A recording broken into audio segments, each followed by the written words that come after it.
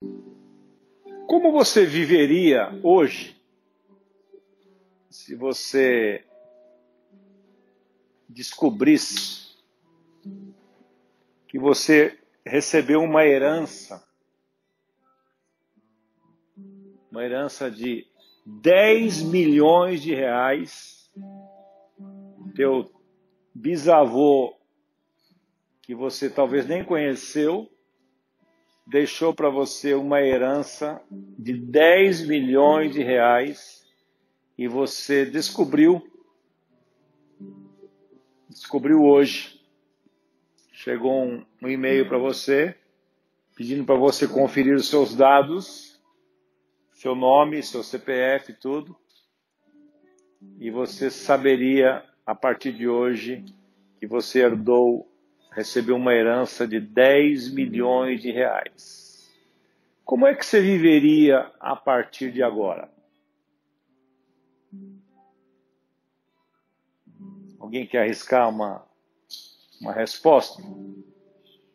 Não tem certo ou errado, é o que vier na sua cabeça. Como você viveria se você soubesse que você herdou uma herança de 10 milhões de reais? Como é que você viveria? A Isabel faria o quê, Isabel? Fazia um plano.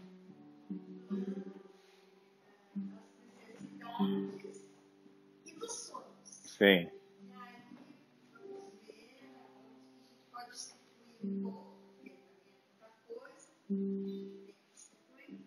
Sei.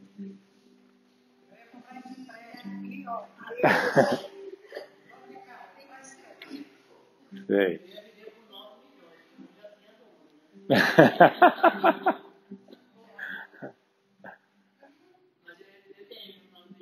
É.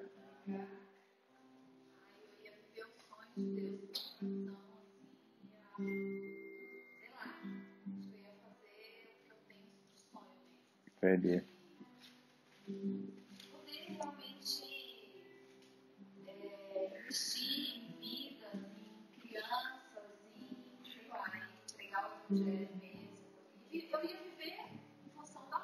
Entendi.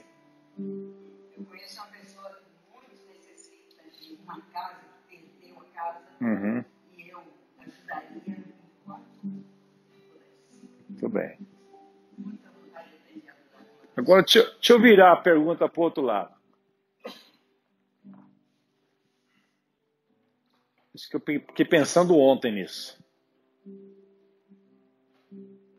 Se você descobrisse de que Deus não ia fazer mais nada por você do que Ele já fez. Se recebesse uma notícia, é o seguinte: sua cota de bênção acabou. Não me peça mais nada e eu não vou te dar mais nada. A pergunta é: você continuaria amando e servindo a Deus?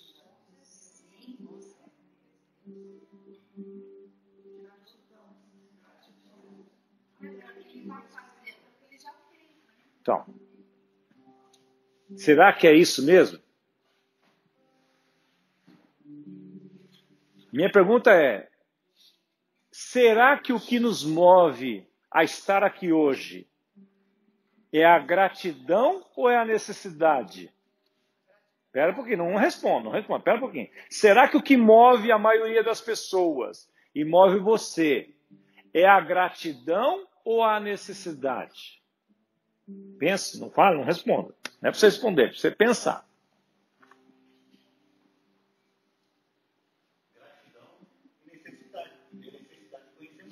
As duas coisas.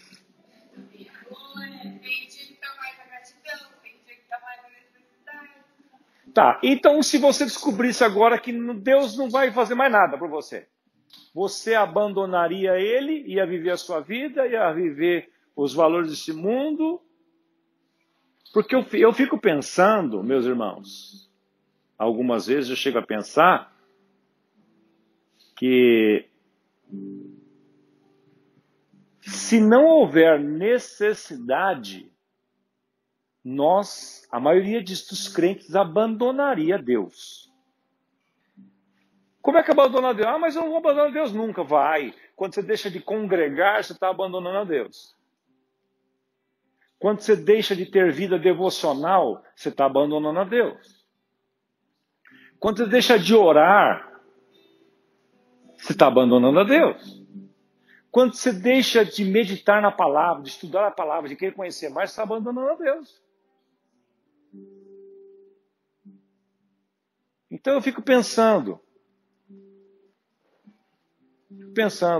será que porque veja, é um estudo sociológico isso. Os países mais abastados, as pessoas buscam menos a Deus.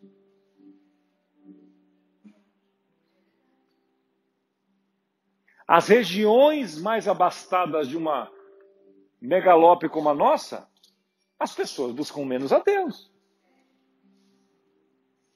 As igrejas localizadas nas áreas mais nobres de São Paulo são bem menores do que as na periferia.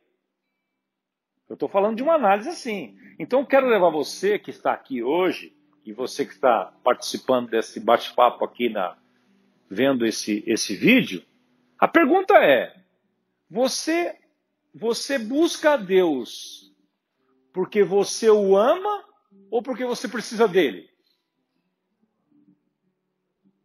Será que se você não precisava de mais nada? Eu me fiz essa pergunta ontem. Porque eu já me fiz uma pergunta há uns tempos atrás. Se houver um estudo científico que prove que a Bíblia é um livro escrito por homens, isso aqui é uma invenção humana, que a história de Cristo foi qualquer cara. Eu continuo amando a Deus, vivendo intensamente para Deus, ou largo tudo?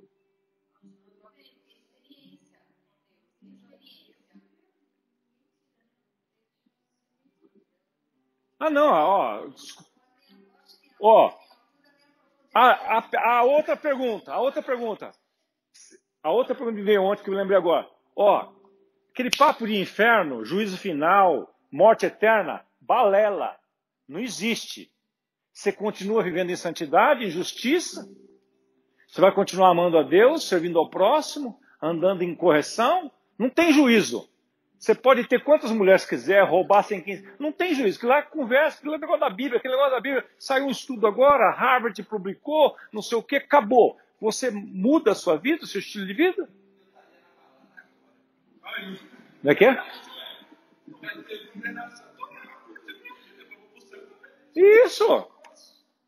Isso. Então, tem muita gente, meus irmãos. Eu fico pensando assim.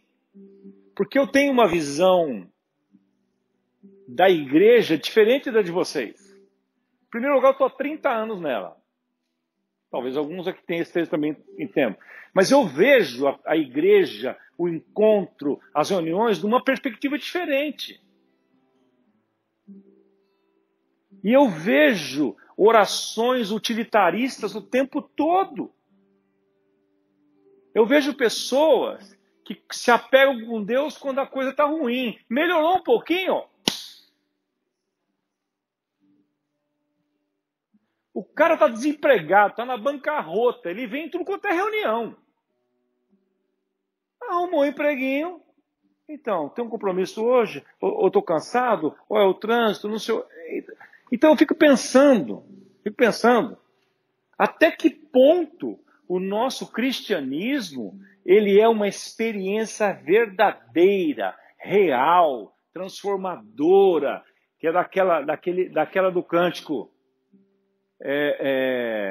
escrito lá pelos missionários indianos, né, que escreveram esse cântico. E estou seguindo a Jesus Cristo. Atrás não volto, não. Depois da luta vem a coroa. A recompensa é certa e boa. Eu estou seguindo a Jesus Cristo. Atrás não volto, não. Fico pensando, se botarem uma arma na sua cara para você negar Jesus, você negaria?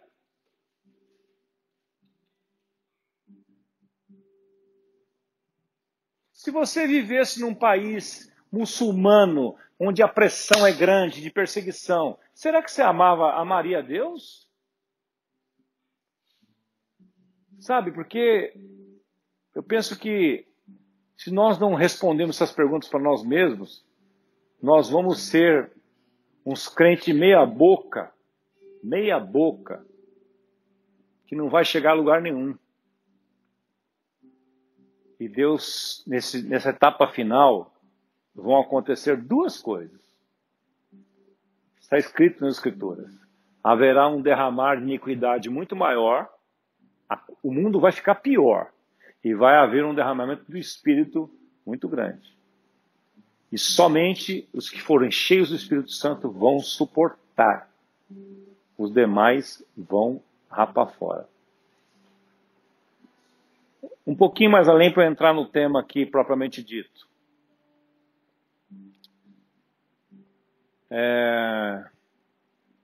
Quanto você acha que é a porcentagem de gente das igrejas, da nossa igreja, que tem vida com Deus diária? Deus é um Deus real. Ele tem Deus como um relacionamento, como um amigo, como um parceiro, como filho. Ele quer ter comunhão com o Pai. Quantos você acha que tem relacionamento com o Pai Celestial diariamente? E quantos você acha que tem aos domingos, quando dá tempo de ele vir à igreja e não tem um compromisso mais importante? Não precisa você falar. Pense nisso.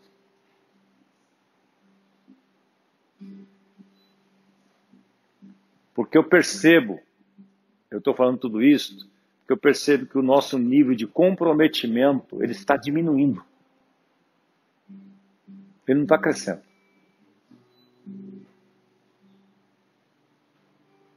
Nosso nível de comprometimento com Deus e o seu reino não está aumentando, ele está diminuindo. E às vezes a gente nem percebe. A gente tem tantas justificativas boas, maravilhosas, mas isso não retrata um relacionamento de amor. De amor. Eu estou vivendo os melhores dias da minha vida cristã, porque cada vez mais o meu relacionamento com Deus e com o Pai, ele é uma coisa espontânea. Espontânea. Não tem... Quero confessar para vocês, tempo de oração e vida devocional, para mim, lá atrás, era uma meta que eu tinha para cumprir. Era um negócio assim que eu punha um alvo, né? Eu vou ter 1 hora, eu preciso ter, eu vou ter. Eu fazia um esforço. Hoje eu não faço esforço mais. Transformou-se numa coisa em mim que é leve. É leve. É que nem para a Dona Ruth soltar em uma poesia agora. É mole. É que nem eu sair cantando um cântico aqui, o Lucas, se ele não sabe, ele vai atrás e pega as notas na hora. É fácil. Então, e não haverá transformação. Eu quero dizer para você, quero dar essa notícia para você. A sua mente não será transformada vindo a cultos de domingo. Sua mente não será transformada assistindo vídeos no YouTube. Então vou desligar agora. Pode desligar. Pode desligar. Porque se você não meditar na palavra, se você não tiver relacionamento com Deus, informação você tem de monte. Você tem preletores e pregadores e coaches muito melhor que qualquer um de nós aqui, mas nada transforma. Que o que transforma é o relacionamento. É 2 Coríntios 3,18. Com o rosto descoberto, nós somos transformados de glória em glória, de glória em glória. Quer dizer, é uma coisa contínua. Não é uma imersão que transforma você. Não é um acampamento de final de semana, não é um encontrão de jovens de julho, que a validade já acabou para muitos. Presta atenção nisso. A validade já acabou para muitos. Por quê? É que nem você ir na academia Falei assim, pô, eu preciso perder peso. Preciso botar eu vou lá hoje, eu vou ficar das 6 da manhã ao meio-dia fazendo exercício. Eu vou uma vez, vou agora, hoje, amanhã é quinta, eu vou quinta, depois janeiro eu volto. Não vai resolver nada. Porque o que nós precisamos, meus irmãos, é de constância. Constância. Por isso que 1 Coríntios 15, 58 diz, sede firmes, determinados e constantes, sempre abundantes na obra do Senhor.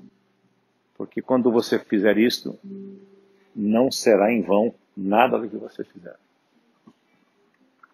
Abra sua Bíblia comigo em Romanos capítulo 8.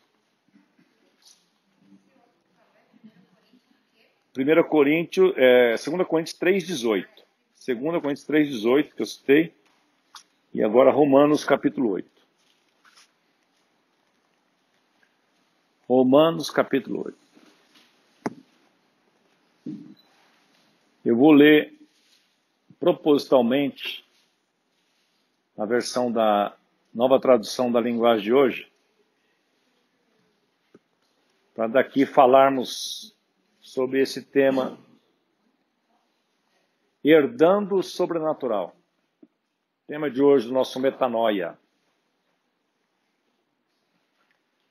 Romanos capítulo 8, versículo 1, diz assim: agora, já não existe nenhuma condenação para as pessoas que estão unidas com Cristo Jesus. Não existe condenação mais. Isso já tratamos lá no capítulo 6, falando sobre libertos e perdoados, né? Já não existe mais condenação para aqueles que estão unidos com Cristo. Porque quem não está unido com Cristo está debaixo de condenação. Pois a lei do Espírito de Deus, que nos trouxe vida por estarmos unidos com Cristo Jesus, livrou você da lei do pecado e da morte. Deus fez o que a lei não pôde fazer porque a natureza humana era fraca. Deus condenou o pecado na natureza humana, enviando o seu próprio Filho, que veio na forma da nossa natureza pecaminosa, a fim de acabar com o pecado. Deus fez isso para que as ordens justas da lei pudessem ser completamente cumpridas por nós que vivemos de acordo com o Espírito de Deus e não de acordo com a natureza humana. Agora eu queria chamar sua atenção para o versículo 5 aqui. Porque as pessoas que vivem de acordo com a natureza humana têm a sua mente controlada por essa mesma natureza. Mas as que vivem de acordo com o Espírito de Deus têm a sua mente controlada pelo Espírito. As pessoas que têm a mente controlada pela natureza humana acabarão morrendo espiritualmente, mas as que têm a mente controlada pelo Espírito de Deus terão a vida eterna e a paz. Por isso, as pessoas que têm a mente controlada pela natureza humana se tornam inimigas de Deus, pois não obedecem à lei de Deus e, de fato, não podem obedecer a ela, não podem obedecer a ela. As pessoas que vivem de acordo com a sua natureza humana não podem agradar a Deus.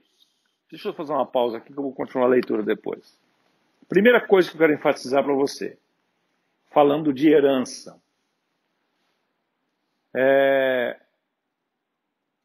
O cristianismo, ele não lida com comportamento. As religiões lidam com comportamento. O cristianismo não lida com comportamento. O cristianismo lida com natureza. Natureza. Então, o texto é muito claro. E a outra versão mais clássica diz segundo a carne. Quando fala natureza humana, segundo a carne.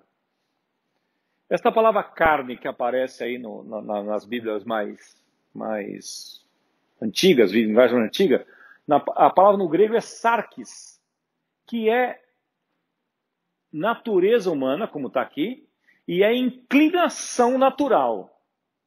É isso que o termo diz. Quando fala carne aí, fala de inclinação. Não fala de carne e osso. Carne e osso. Porque essa carne aqui é soma no grego. E natureza é sarkis. São palavras distintas. Então aí não está falando de físico. Está falando de inclinação. Está claro? Então, veja, o cristianismo ele trata com isso.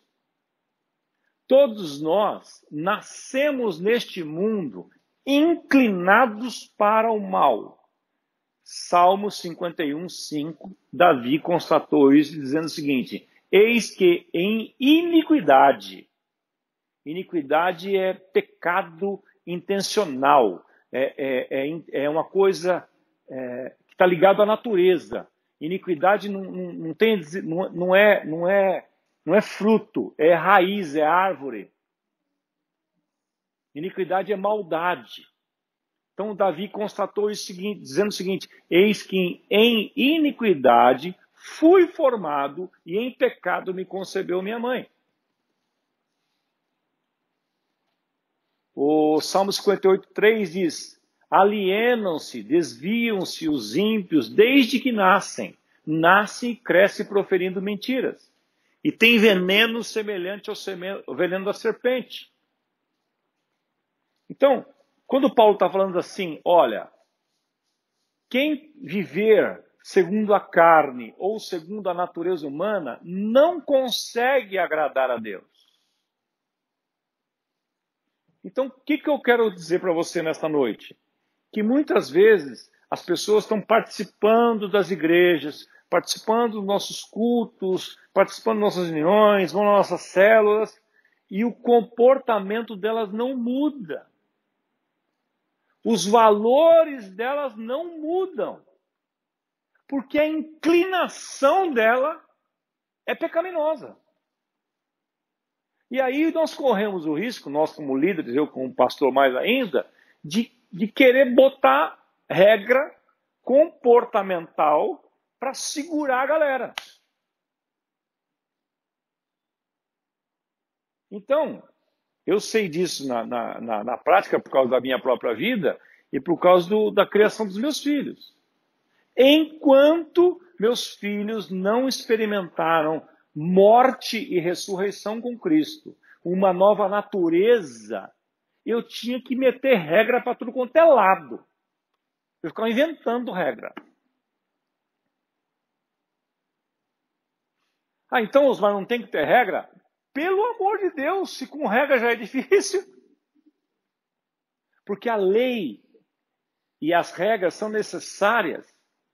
Porque eu aprendi uma coisa muitos anos atrás. Quanto menos controle interno, mais controle externo eu preciso ter. Por exemplo, se as pessoas vissem uma placa, cuidado, crianças, escola, na rua, só aquela placa já é para chamar atenção. Mas além daquela placa, põe lombada eletrônica. Por que tudo isso? Porque as pessoas não têm controle interno. Então, quanto menos controle interno, mais controle externo é necessário. Soube essa semana, não sei quem comentou aqui, não sei quem comentou comigo aqui, um cara, jovem ainda, morreu essa semana passada, bateu o carro e estava sem cinto. Jovem. Por que estava sem cinto? O cinto não apitar, ele entrava no carro, ele prendia o cinto aqui atrás do negócio, assim, sentava, porque ele não gostava de cinto. Morreu. Quer dizer, mesmo tendo uma lei, Você vê como é a natureza humana. O cara não gostava, incomodava. Incomoda, esse negócio incomoda. Bateu o carro, morreu. Então, gente, a natureza humana, essa natureza humana, ela é condenada. Não tem saída. Então, enquanto nós não experimentarmos essa metanoia, esse novo nascimento, essa experiência, não adianta. É que nem se falar para um cara que é dependente químico que o crack mata. Vem cá, eu vou explicar para você. Você sabia que o crack mata? Ele vai falar assim... Quer que eu fale para você todos os efeitos? Já fumou crack, Luana? Não, nunca. Então eu vou falar para você. Ele conta para você do começo ao fim. Mas a inclinação dele, existe uma dependência química para aquilo. Você já viu um obeso numa churrascaria? Não, eu saio até de perto. Agora você vai falar para o cara, não coma, assim você vai se matar. Ele vai dar um coice em você. Porque é a natureza, não adianta comportamento. Então, meus irmãos, é isso que Paulo está dizendo aqui. Enquanto essa natureza, olha aqui, agora eu vou ler de novo. Porque as pessoas que vivem de acordo com a natureza humana têm a mente controlada por essa natureza. É a mente, a mentalidade dele. É a mentalidade dele. Vou dar um outro exemplo. É a pessoa que não quer mudar a sua mentalidade, mas quer cuidar do seu corpo fazendo uma cirurgia bariátrica. Você é contra cirurgia bariátrica, Osmar? Claro! Você achou que eu ia falar que não, né? Sabe por quê? Eu já vi pessoas morrerem. Você também já viu. Mas é uma solução rápida. Pois é. Nós procuramos sempre soluções rápidas. E não saudáveis. E as consequências que traz. Então, aí a pessoa corta um pedaço de um órgão, mas não mexe na sua mentalidade. Com o passar do tempo, ela volta a engordar tudo de novo. Por quê? É a natureza humana que está ligado à mentalidade. Então, voltando àquelas perguntas de elucubração que eu fiz no começo para você, para deixar você pensando hoje, a questão é, se eu souber hoje que não tem juízo final, não tem inferno, não tem nada, eu, Osmar, o que eu vou mudar na minha vida? Largo tudo? Eu, Osmar, não largo nada. Você sabe por quê? Porque a minha natureza foi mudada. Nem que eu queira, eu não consigo mais. Agora estou estragado. Nesse sentido, né? Não tem mais jeito. Porque eu já estive do outro lado. Eu já vivi 23 anos no pecado, na mentira, na hipocrisia, no orgulho. Eu já vivi lá. Não quero aquilo para mim mais. É que nem aquelas pessoas que vão para os países desenvolvidos. Aqui ele trabalhava na gerente de alguma coisa. Lá ele foi para lá para ser piscineiro. No Canadá. Quando ele volta para cá, ele fala, ele fica lá pensando assim. Eu sei que tem alguns casos, uns amigos estão lá e outro voltou esses dias, falou, meu Deus, não quero aquela vida para mim nem a pau. Mas o cara está lá e fica pensando assim, bom, eu vou para o Brasil, lá não tem segurança, não tem isso, tem aquilo, eu vou com piscineiro aqui mesmo. Moro bem, com tranquilidade, meus filhos. Então, aí quando ele vem para cá, às vezes tem um negócio de visto e tal, você já reparou que os caras ficam estragados, ele não consegue mais ficar aqui? A cara tem umas amigas aí que fizeram intercâmbio, que é uma luta. Elas estão aqui ficando...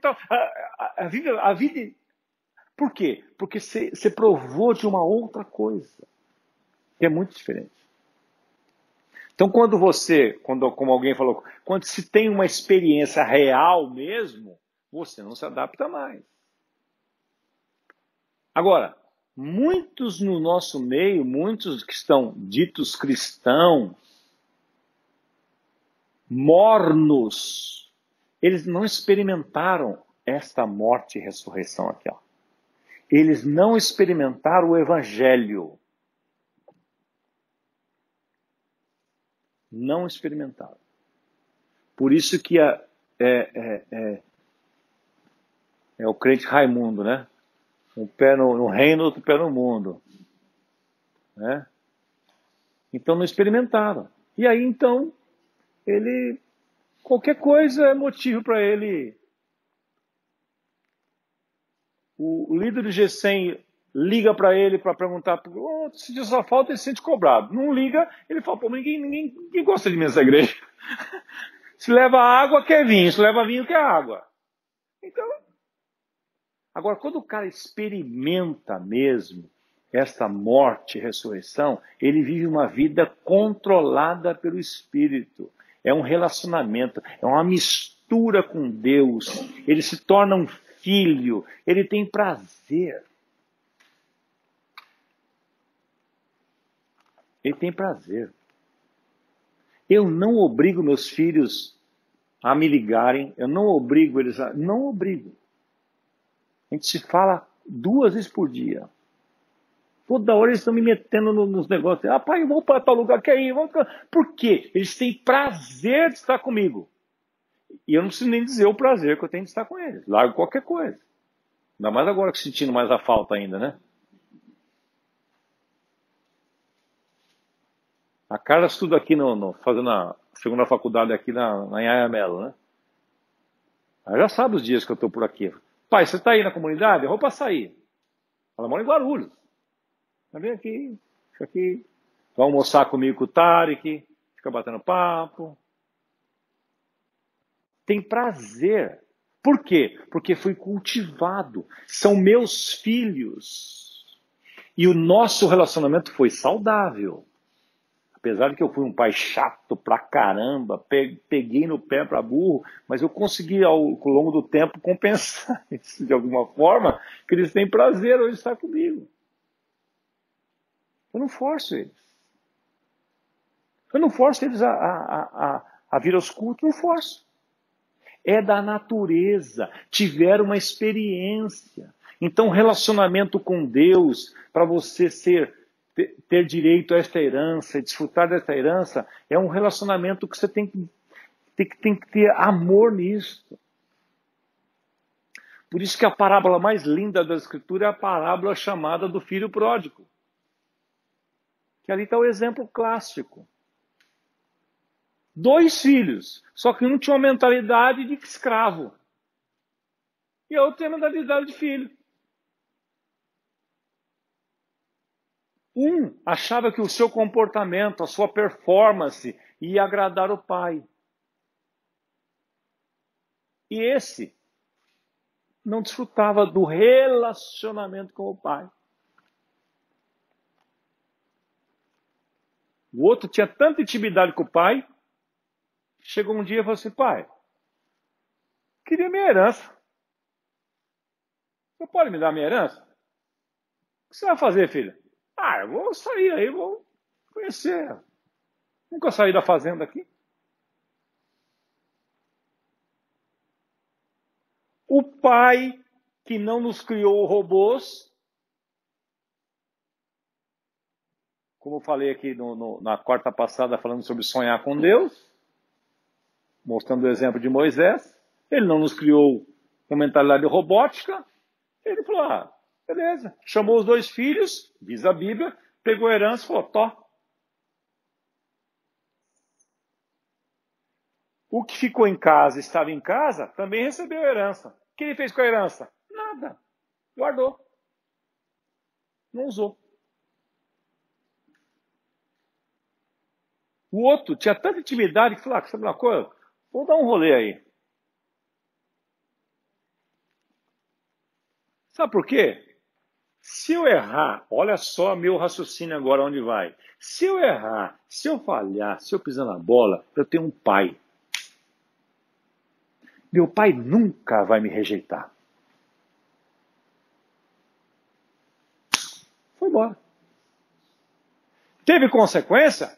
Claro que teve. Porque toda a arbitrariedade que você faz, todo o erro que você faz, tudo tem consequência. É a lei natural da vida. Mas na hora que apertou o calo dele, ele falou assim, o que eu estou fazendo na minha vida? Até os funcionários do meu pai, os funcionários não, até os escravos da casa do meu pai, que naquela época era escravo, não era funcionário, não era remunerado. Trabalhava pela comida.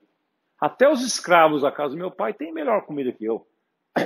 Eu sei, vou voltar para o meu pai. Ensaiou o discurso, foi embora. O pai dele não deixou nem ele acabar o discurso. Fez uma festa e tratou como se nada tivesse acontecido, porque era pai. Então, meus irmãos, eu gostaria muito, se você não gravar nada que eu falar hoje aqui, se gravasse isso. Cristianismo é paternidade. Jesus veio para um mundo órfão. Ele veio para restaurar a paternidade de Deus sobre a humanidade.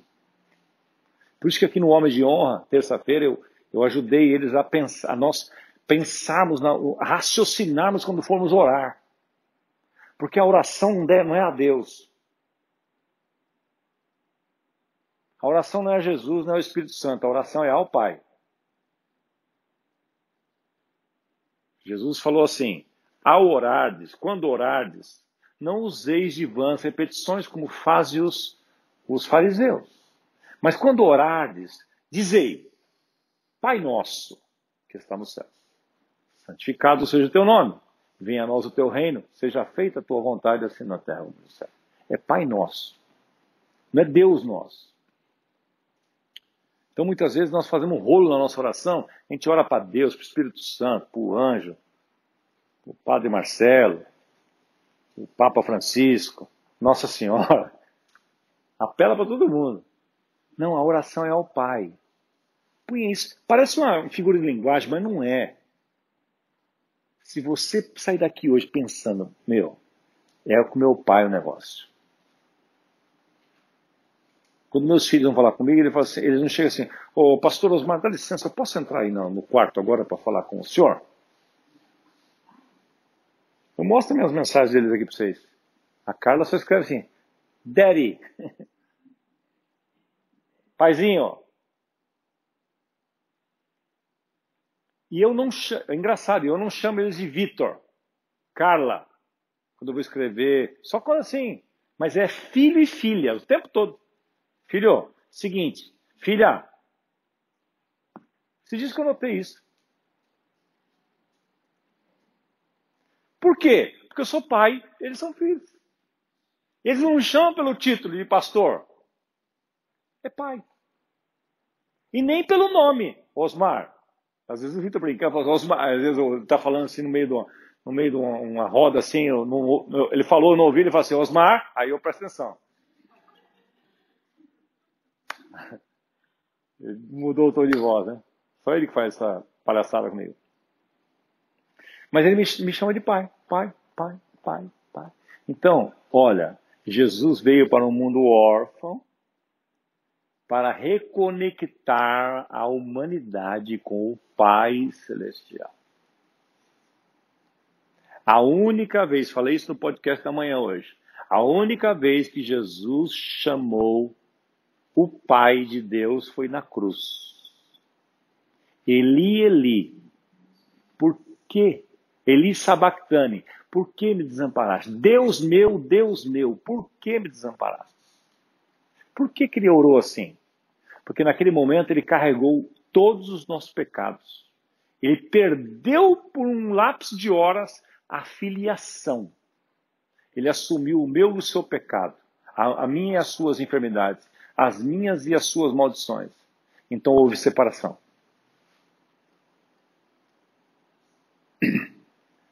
Então, meus irmãos, se nós queremos desfrutar desta herança espiritual que o Pai nos deixou, nós precisamos olhar o que Paulo disse aqui.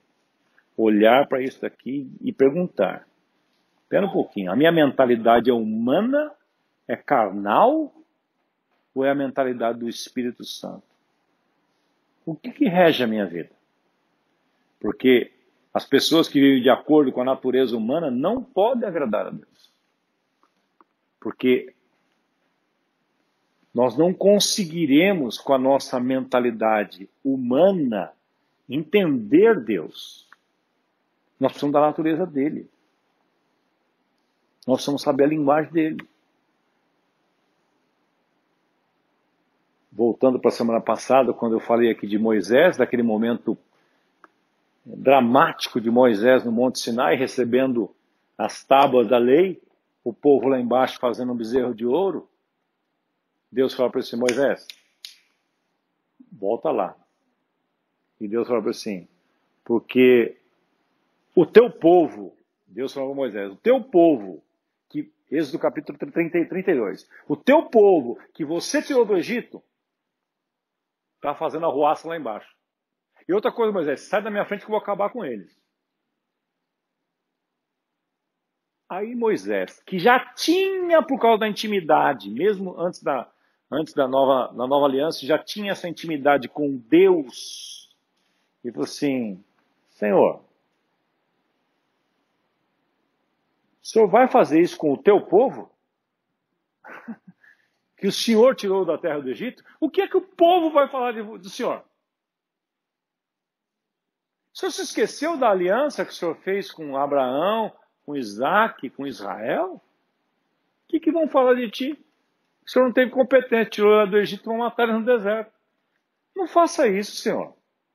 Aí o verso 14 de Êxodo 32, o texto diz, se arrependeu Deus, do que ia fazer? Dorme com um barulho desse. Então, aqui hoje eu tenho filhos hoje adultos. Já falei para vocês. Os meus maiores críticos / conselheiros são meus filhos. Porque o que às vezes você pensa em falar para mim e não fala, a Isabel pensa e fala assim, acho que vou falar com o pastor. Não, o pastor Osmar, mas será que ele está... E se ele ficar bravo comigo? O Vitor não está nem aí. Ó, pai, é o seguinte, meu, putz, aquela brincadeira que você fez no púlpito domingo, pelo amor de Deus, pai. Pelo amor de Deus, você me matou de vergonha. Minha vontade era sair correndo. Eu ouvi tantas vezes isso. Intimidade. Por isso que quando tinha um amigo meu lá do Nordeste, dê a ele R$1 milhão, mas não dê a ele intimidade. Então, nós precisamos desenvolver essa intimidade com o Pai. Porque nós somos herdeiros. Vamos continuar aqui agora. Romanos capítulo 8. 14 agora. Pois aqueles que são guiados pelo Espírito de Deus são filhos de Deus. Quem são os filhos? Os guiados pelo Espírito Santo de Deus. Ah, mas eu achei que todo mundo era filho de Deus. Não, você achou errado. Sabe por quê? Porque o filho parece com o pai. O filho carrega os valores do pai.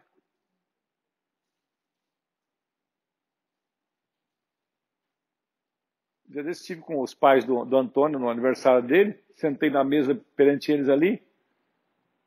Era falar com o pai do Antônio, não era velho. Era falar com o Antônio mais velho, mais experiente, mas calmo, tranquilo. Você olha o Matheus Borges, você vê a cara da Elaine, mas o temperamento do Rogério. É o Rogério. Calmo, tranquilo, de boa. Não é agitado que nem a mãe. Ele leva um jeito dos tratos da mãe, mas é a cara do pai.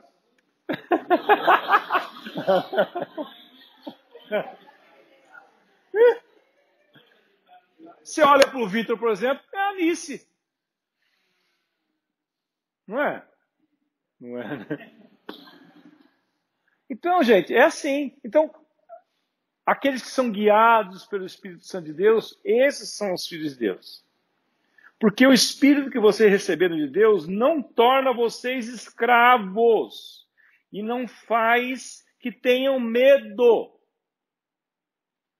O Espírito que recebeste não é o Espírito de escravidão, para você ficar atemorizado, mas é o Espírito de adoção aqui, ó. Aqui, ó.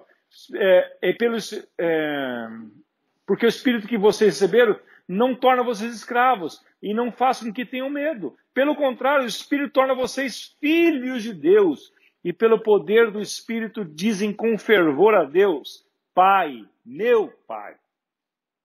O Espírito de Deus se une com o nosso Espírito para afirmar que somos filhos de Deus.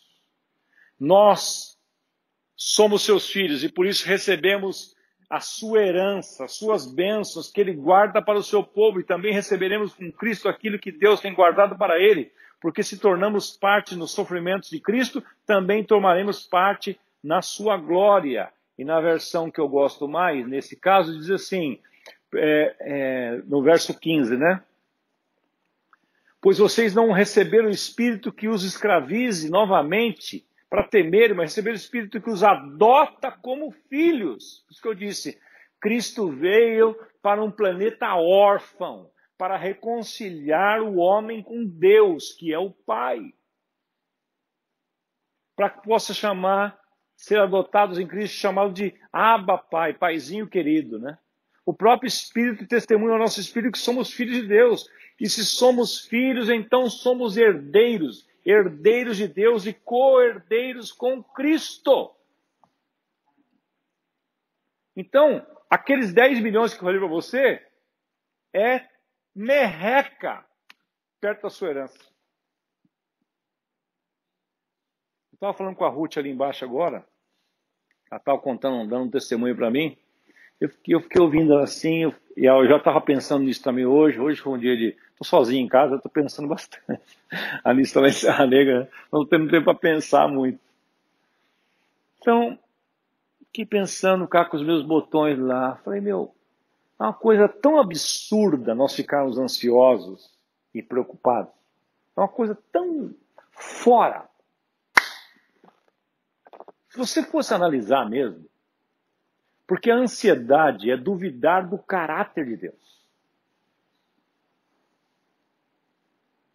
E nós duvidamos de Deus. Deus já fez, como alguém disse aqui, por gratidão, não mudaria nada na minha vida. Ok, mas aparece um problema novo hoje, você reage a ele como se Deus fosse o maior cara sem palavra desse mundo. Você toma aquilo e fala, meu Deus, e agora? Perdi o emprego. E agora, meu Deus, e agora? E agora? E agora? E agora? Você fica numa ansiedade, numa tensão absurda. Como se Deus tivesse só dado mancada com você a vida inteira. Sabe aquele cara que dá a palavra e não cumpre? Que você fica desconfiado dele? Aquele prestador de serviço que fala para você, ó, segunda-feira, 9 horas eu estou lá. Só que ele já falhou 10 vezes. Fala, não vem nem a pau. Não vem. Ele não vem mesmo. Porque ele não tem palavra. E nós fazemos isso com Deus muitas vezes. O pior, nós fazemos isso com o nosso Pai muitas vezes. Nós desconfiamos que Ele não vai suprir. Terça-feira nós fizemos um exercício aqui no Homem de Honra. 2 dos nossos irmãos que estão sem um trabalho formal, registrado, estão trabalhando informalmente, que estão em busca de uma recolocação no mercado do trabalho formal.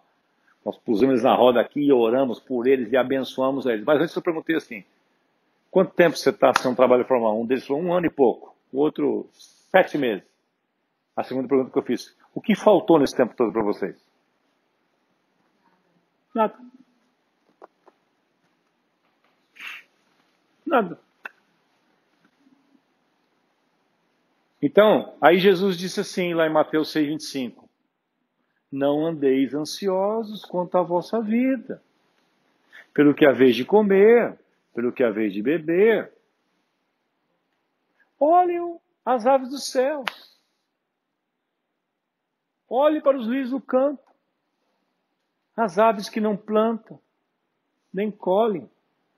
Contudo, o Pai Celestial as alimenta. Olhe para os pardais. Quanto vale um pardal? Alguém já comprou um pardal na vida? Ninguém compra pardal. E Deus alimenta o pardal. Deus alimenta o urubu. Que é um pássaro, todo mundo tem, mas ele faz no ecossistema ele faz um trabalho que ninguém quer fazer. E o Pai cuida. Então Jesus falou assim, não andeis ansiosos. Quem de vós, por mais ansioso que fique, que esteja, pode acrescentar um dia de vida na sua existência? Um dia, uma hora. Aí ele disse assim, já que você quer se preocupar mesmo, vou dar uma razão para você se preocupar.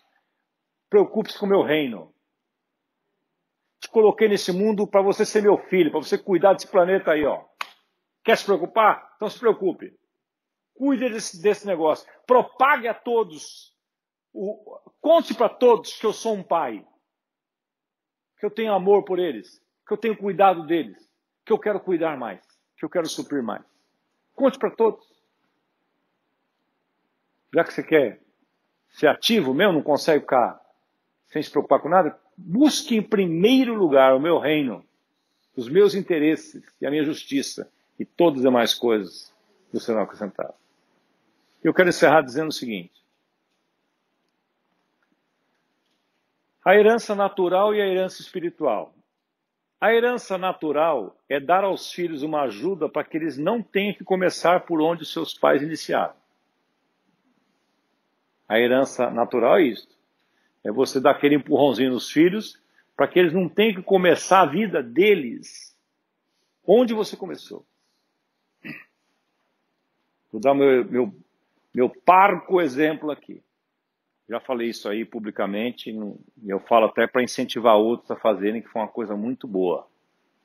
Quando meus filhos tinham 7, 8 anos, eu, instruído por um amigo meu que começou a trabalhar com seguro, eu fiz uma previdência para ambos, depositando R$50 para cada um deles. Porque eu já estava preocupado com isso aqui. Eu falei, meu Deus, o que eu vou deixar para meus filhos? O que meu pai deixou para mim? Só um nome, honrado, mais nada. Então, espera um pouquinho, eu tenho que construir algo para meus filhos no futuro. Não tenho herança para passar. Eu tenho que gerar um negócio aí. Então foram 20 anos de contribuição para ambos. Com o passar do tempo eu aumentei o valor da contribuição, porque estava preocupado nisso aqui, em dar a eles uma ajuda para que eles não tenham que começar onde eu comecei. Então essa é a herança natural. A herança espiritual capacita a geração seguinte a começar onde a geração anterior parou.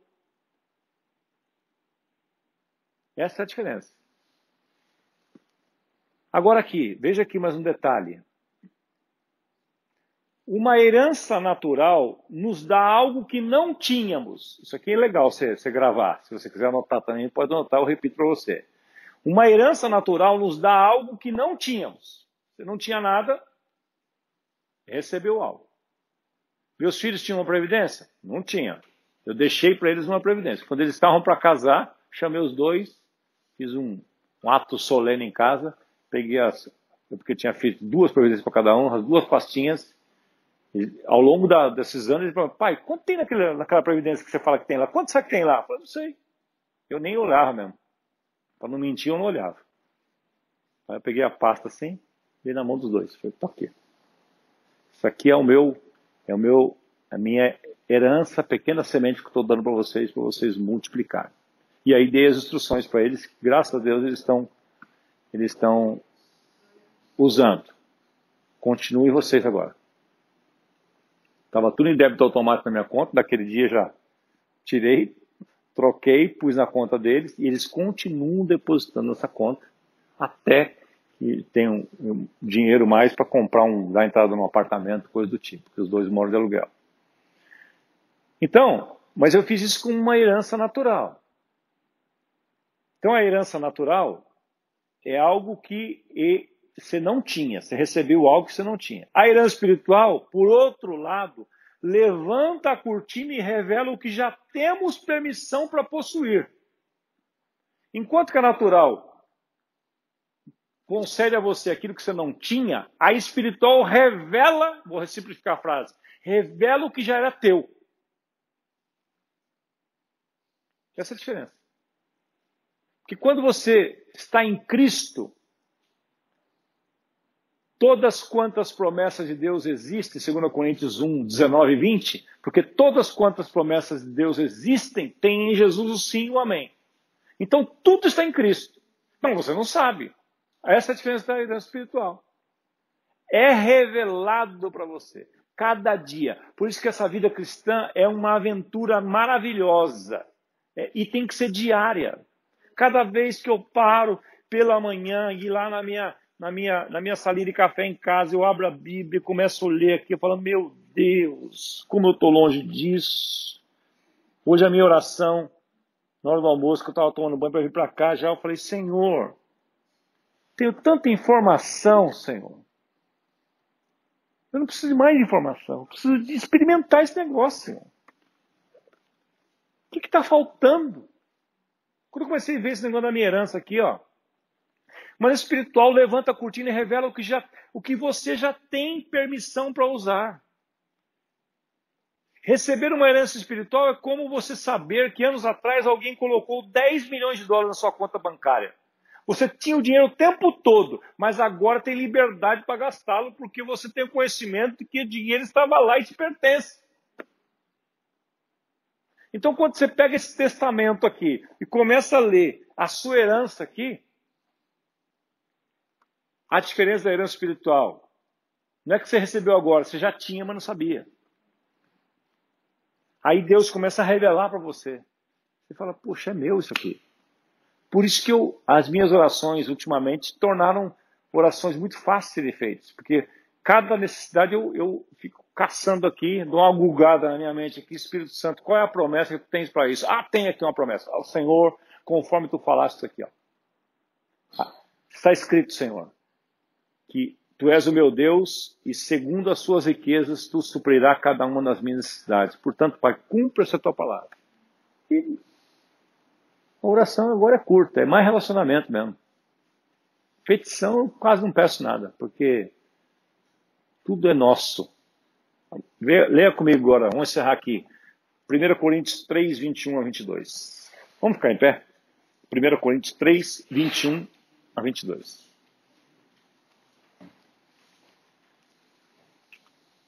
Falei demais, hein? Rapaz. Vocês estão me ouvindo há 1 hora. Vocês são corajosos, né? 1 Coríntios 3, 21 a 22.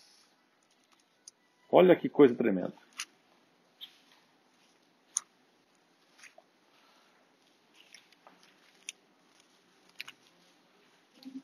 Você vai ficar chocado com o que você vai ouvir aqui agora.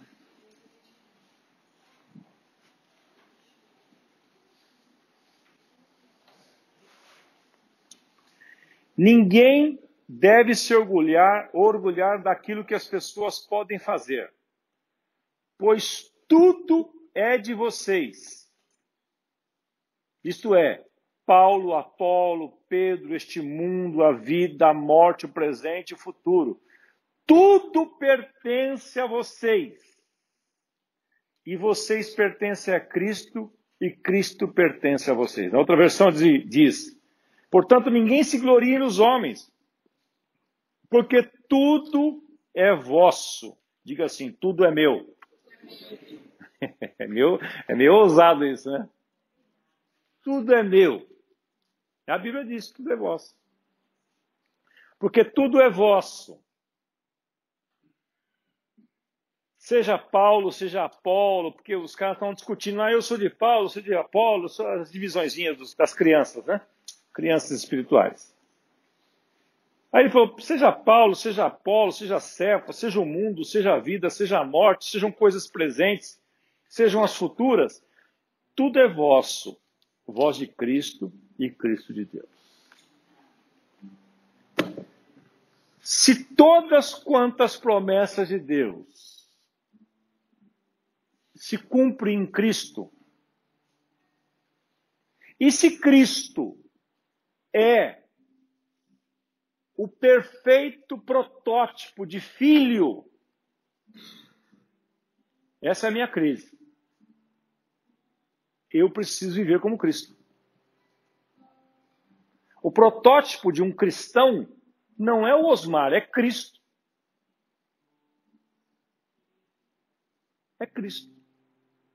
Então, se Cristo é esse protótipo, e a Bíblia diz, a palavra de Deus diz, que aquele que está em Cristo, foi abençoado com toda sorte de bênçãos espirituais, todas as promessas se cumprem nele, então, por isso que Paulo diz aqui, se somos filhos, somos herdeiros.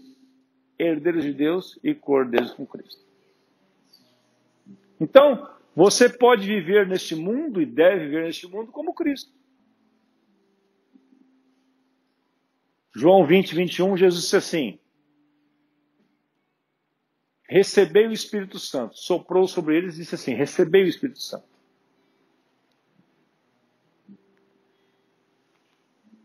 E ele disse assim, eu recebi a promessa do meu Pai.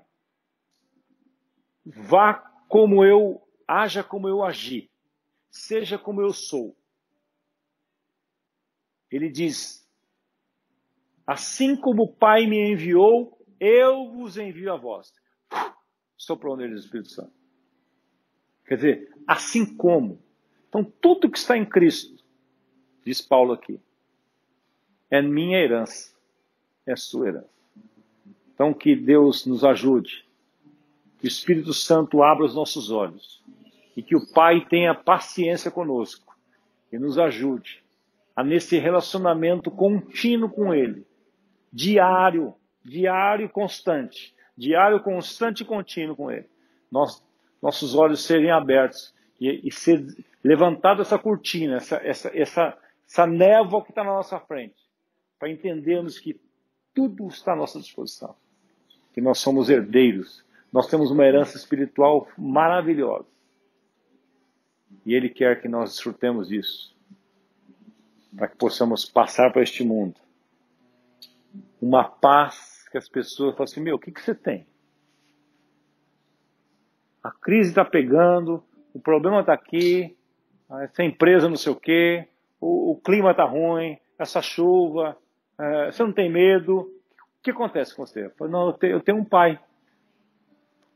Eu tenho um pai. Como dizia aquela ilustração, né, do menino que estava no avião, todo mundo desesperado lá e fazendo o desenho dele. Aí a mulher falou assim, filhinho, você não está com medo? Ele falou, não, meu pai é o piloto. Não estou com medo, não, meu pai é o piloto. Fica tranquila, meu pai é o piloto, vai dar tudo certo. Não, mas está uma tempestade, fica tranquila, meu pai é o piloto, conheço ele. Ele estou brincando, desenhando lá. Levante suas mãos aos céus.